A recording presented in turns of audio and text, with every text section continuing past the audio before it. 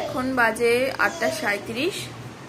এখন একটু আগে 8:18 সময়টা খুব ভালো ছিল, তো সেই সময় আমরা স্নান করে প্রদীপ জ্বালালাম। আজকে সূর্যগ্রহণ ছিল, সকাল থেকে 3বার স্নান করা হয়ে গেল। পুজো পাঠ একটু একটু করলাম, ও করেছে বেশিরভাগটাই, আমি শুধু ঘরের পুজোটাই করেছি, যা করেছে ওই করেছে।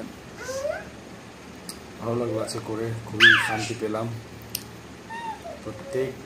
প্রত্যেকটা মানুষ করা উচিত এসব জিনিস, আমাদের সাংস্কৃতিক জিনিস, কালচারাল জিনিস, এগুলো করলে ঘরটা ভালো থাকে। তারপর তোমার কাজ, বিজনেস হোক বা তোমার কর্মক্ষেত্রে সব ভালো থাকে, তার জন্য করা উচিত প্রত্যেকটা মানুষকে, মানসিক শান্তির জন্য করা উচিত। যতটা নিজে পারবে ততটাই করা উচিত, তাই না বলো? নিজের সামর্থ্য মতো করা উচিত। সেটাই।